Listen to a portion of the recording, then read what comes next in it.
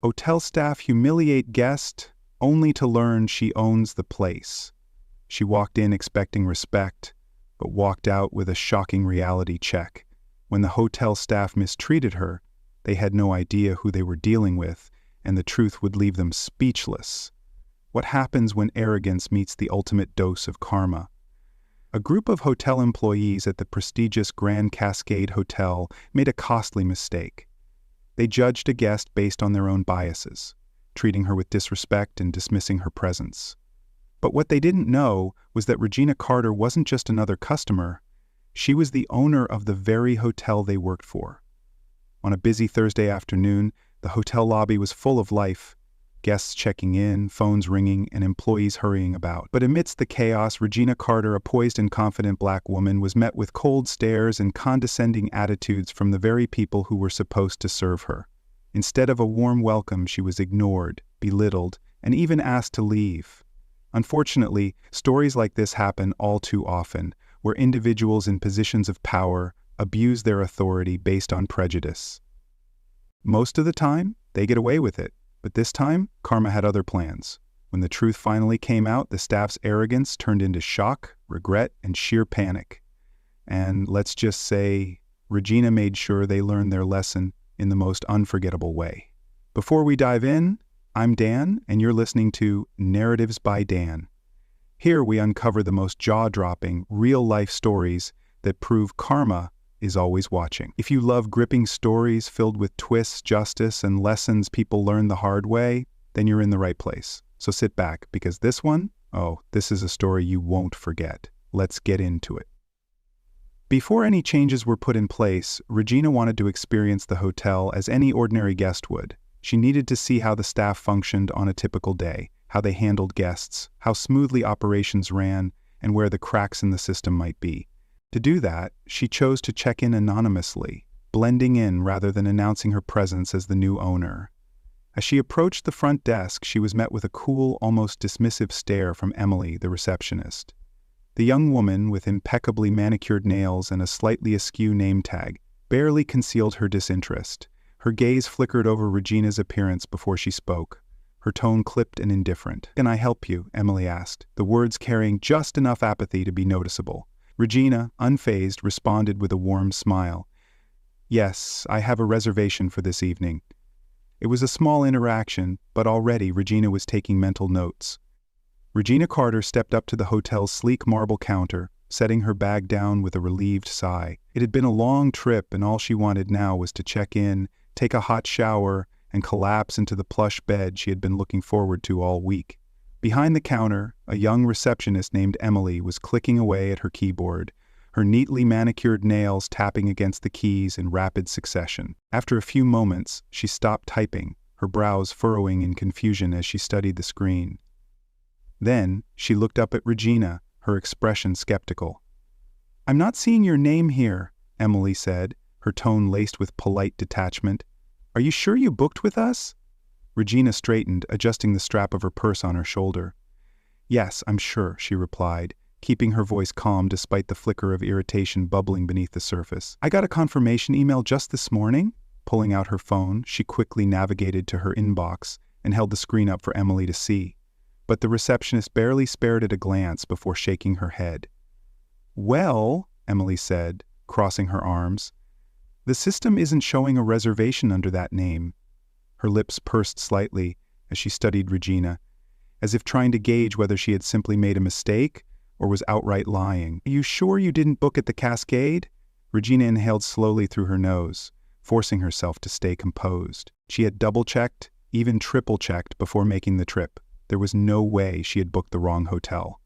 "I'm positive," she said, her voice firm but controlled.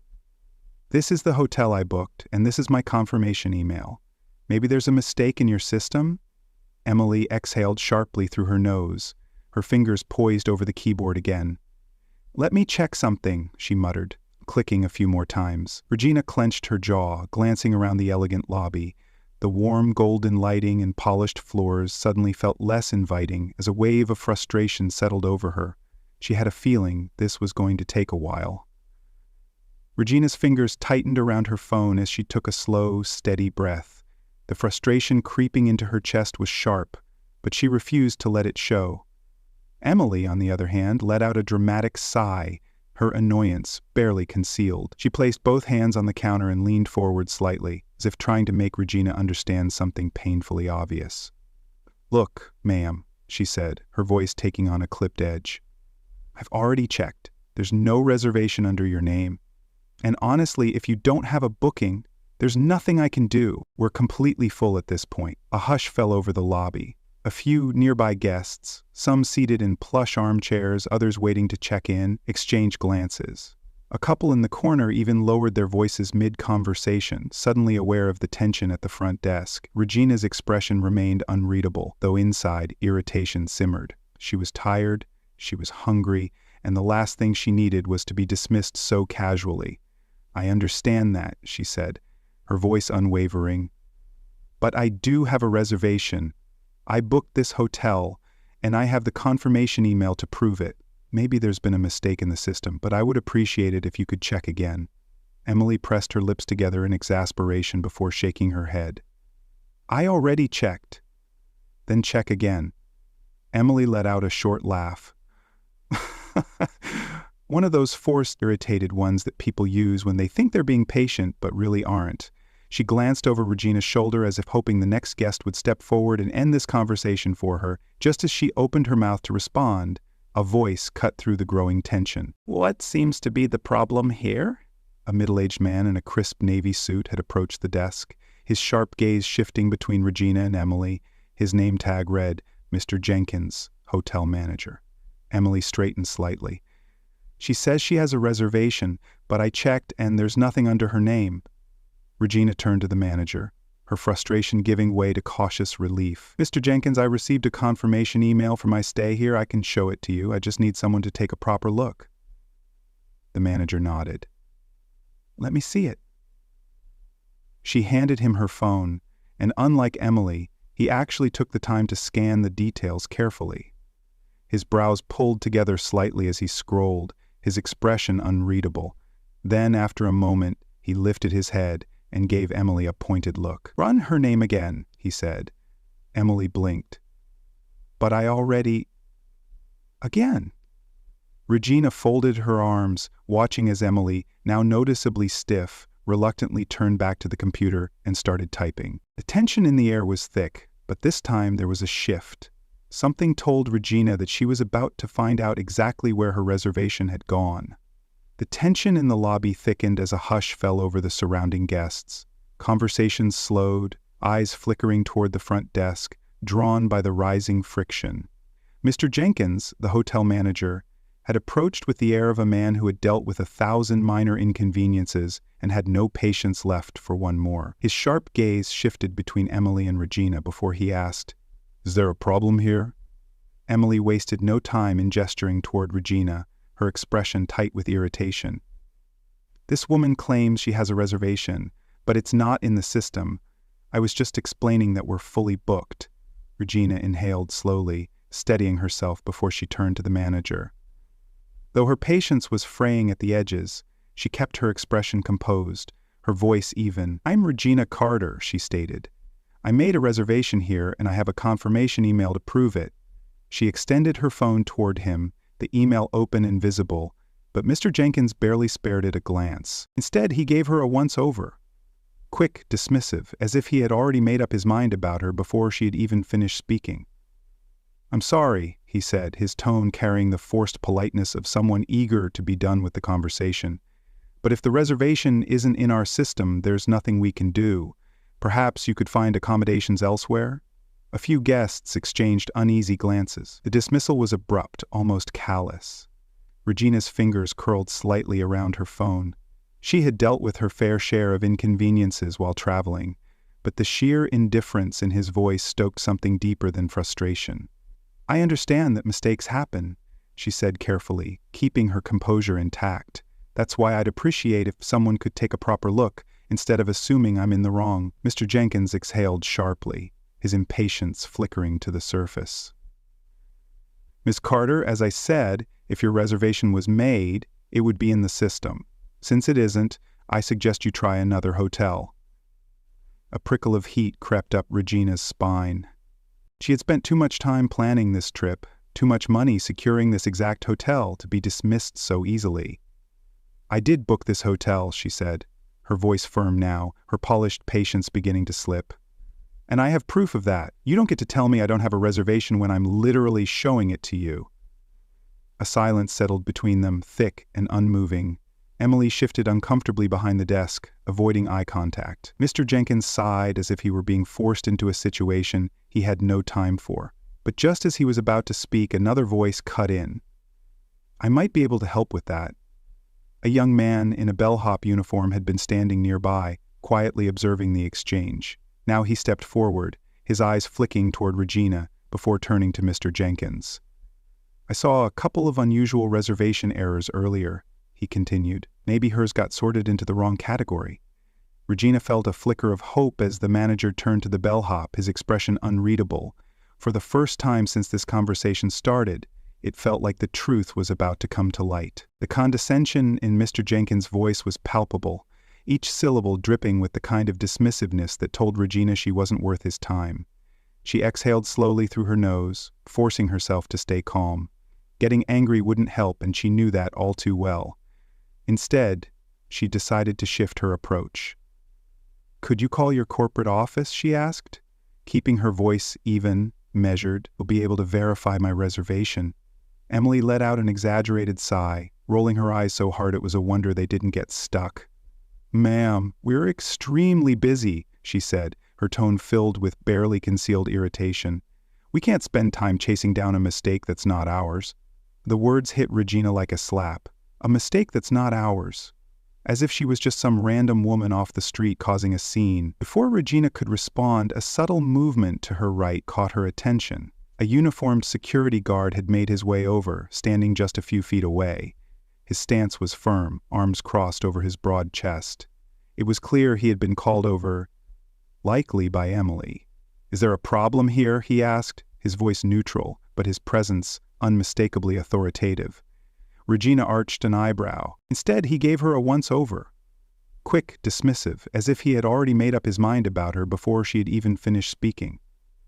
"I'm sorry," he said, his tone carrying the forced politeness of someone eager to be done with the conversation. "But if the reservation isn't in our system, there's nothing we can do. Perhaps you could find accommodations elsewhere?" A few guests exchanged uneasy glances. The dismissal was abrupt, almost callous. Regina's fingers curled slightly around her phone. She had dealt with her fair share of inconveniences while traveling, but the sheer indifference in his voice stoked something deeper than frustration. "I understand that mistakes happen," she said carefully, keeping her composure intact. "That's why I'd appreciate if someone could take a proper look, instead of assuming I'm in the wrong." Mr. Jenkins exhaled sharply, his impatience flickering to the surface. "Miss Carter, as I said, if your reservation was made, it would be in the system. Since it isn't, I suggest you try another hotel." A prickle of heat crept up Regina's spine. Regina felt the shift in energy immediately. Whoever this woman was, she wasn't just another employee. Emily stiffened slightly. Well, there's nothing in the system under her name, so we were just—" The woman held up a hand, silencing her. "Let's not be so quick to assume," she said smoothly. Then she turned to Regina with a professional nod. "Ms. Carter, may I see your confirmation email?" Regina handed over her phone, watching as the woman studied the details carefully, actually reading it instead of dismissing it outright. Her brows knit together slightly as she scrolled. Then, after a few seconds, she looked up, her gaze sharp as it landed on Emily. "This reservation was made. It's in the system, just misfiled under an internal hold." Emily paled slightly. "Oh, Mr. Jenkins cleared his throat, suddenly looking uncomfortable. The security guard took a step back, as if realizing he had been called over prematurely. Regina crossed her arms, watching them scramble. "Looks like there was something you could do after all," she said coolly. Silence. Then the woman turned back to Regina, offering a small but apologetic smile. "I sincerely apologize for the inconvenience, Miss Carter. Let me personally ensure your check-in is processed right away." Regina exhaled, relief washing over her, but the frustration still lingered. Some mistakes were understandable, but this had been something else entirely. And they all knew it. Emily folded her arms, her stance growing more confident now that security was involved. She turned to the guard with a self-satisfied smirk. He doesn't have a reservation and refuses to leave. Regina inhaled slowly, resisting the urge to roll her eyes. Instead, she squared her shoulders, her voice steady and measured. "I never refused to leave," she corrected calmly. "I'm simply asking for clarification about my reservation." The guard's posture stiffened, his stance shifting ever so slightly into something more authoritative. His job wasn't to mediate disputes over reservations. It was to handle disturbances. And from the way Emily had framed the situation, that's exactly what he thought this was. "Ma'am," he said, his voice firm but not yet aggressive, "if you don't leave voluntarily, I'll have to escort you out." A ripple of unease passed through the lobby. The other guests, who had been trying, and failing, to mind their own business, were now openly whispering among themselves. A few exchanged uncomfortable glances, while others, those who had seen enough viral videos to know where this was headed, pulled out their phones and began recording. Regina noticed all of it, but she wasn't fazed, not even a little. Instead of arguing, she silently reached into her bag, pulled out her phone, and tapped on a contact. She lifted it to her ear, her expression unreadable. "Hello," she said, her voice crisp and professional. "Yes, this is Regina Carter. I'm currently at the front desk of the Grand Lux Hotel, and I'm being told my confirmed reservation doesn't exist. I've presented my confirmation email, but instead of assisting me, the staff has called security to have me removed." A flicker of uncertainty crossed Emily's face. Mr. Jenkins, who had been standing stiffly off to the side, shifted uncomfortably. Regina continued, her voice unwavering. "I need you to verify my reservation immediately, and I'd also like to escalate this to the appropriate department, because right now I'm being treated as if I don't belong here." There was a pause as the person on the other end responded. Regina nodded slightly, listening. Then, she turned her gaze to Mr. Jenkins and Emily, her eyes steady, unshaken. "Yes, I'll hold while you pull up the details, thank you." Silence hung heavy in the air. The recording guests watched with bated breath. For the first time since this interaction started, the power dynamic had shifted, and everyone at that front desk knew it. Regina Carter held the phone to her ear, her voice steady and firm. "Yes, this is Regina Carter. I'm at the Grand Cascade Hotel, and there's a situation that requires immediate attention. Please send over the regional director and legal team, thank you." She ended the call with a decisive click and turned to face the staff. "I'll wait right here." Her unwavering confidence sent a ripple of unease through Emily and Mr. Jenkins. They exchanged quick, nervous glances, whispering in hushed tones. Not just about Regina, but about our channel too, and honestly, I'm a little surprised you haven't liked this video and subscribed yet. Just saying. If you haven't liked and subscribed yet, you really should. Trust me, we've got plenty more stories to share with you. But for now, let's get back to this one. 15 minutes later, the lobby doors swung open, and in walked a tall man in a perfectly tailored suit, flanked by two others. He strode toward Regina with an easy confidence, flashing a professional yet reassuring smile. "Ms. Carter, I sincerely apologize for the inconvenience. We'll have this sorted out immediately." The entire room fell silent. Every staff member, guest, and passerby turned to watch the exchange. Mr. Jenkins' face drained of color, his throat went dry. "Well, wait, Miss Carter, you mean—" The man in the suit turned to him with a knowing glance. "Yes," he said calmly. "This is Regina Carter, the owner of Policies." The weight of her words settled over the room like a heavy fog.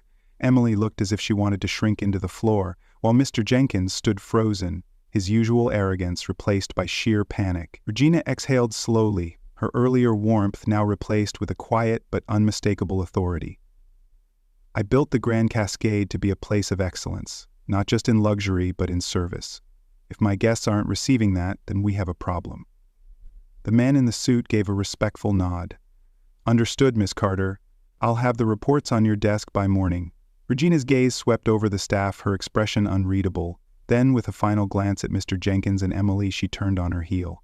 And just like that, the owner of the Grand Cascade Hotel walked away, not as a guest, but as the force that would decide their future.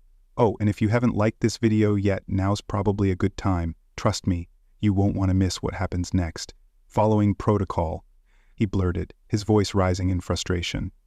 Regina didn't flinch. She simply raised an eyebrow, her calm demeanor unshaken.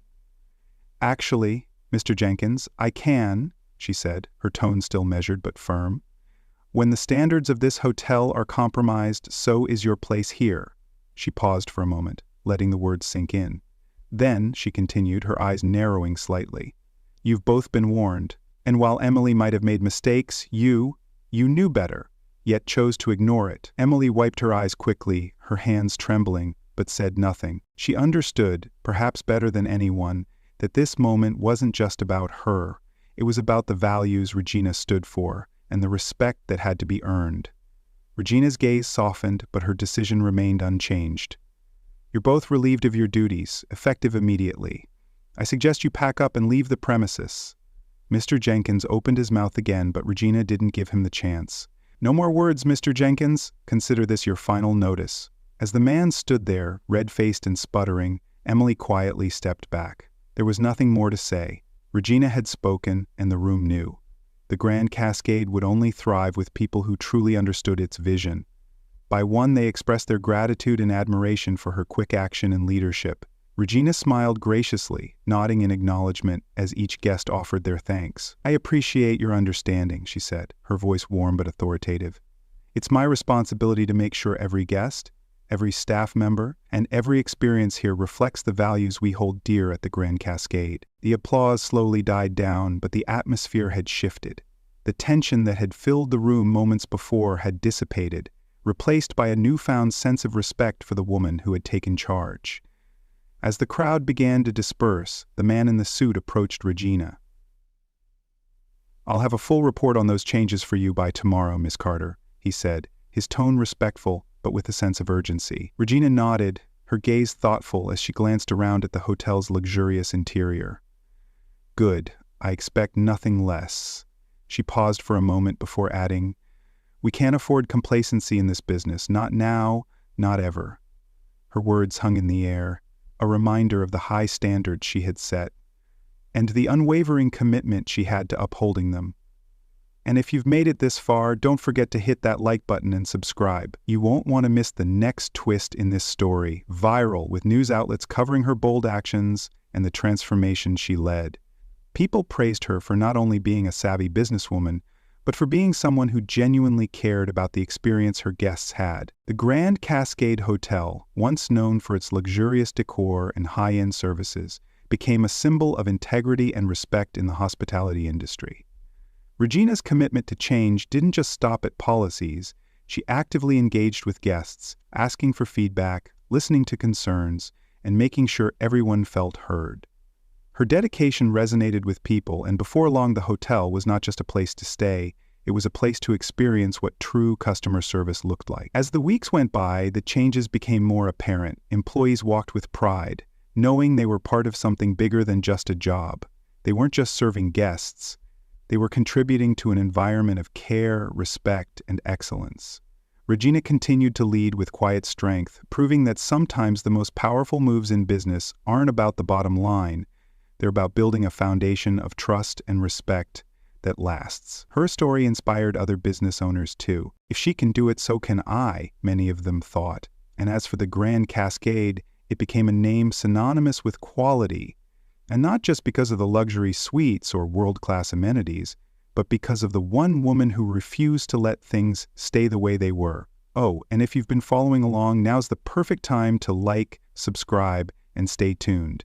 You won't want to miss the next chapter of Regina's journey. You were in Regina's shoes. Would you have taken the same bold stand, or would you have handled things differently? Her story is a powerful reminder that true leadership isn't about making headlines. It's about making a difference, even in the smallest moments.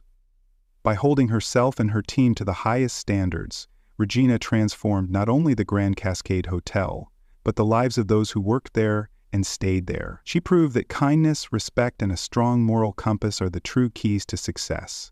If you've learned something from Regina's example, why not hit that like button? And don't forget to subscribe. We've got more stories that challenge what it means to lead with integrity, and you'll want to be part of this journey.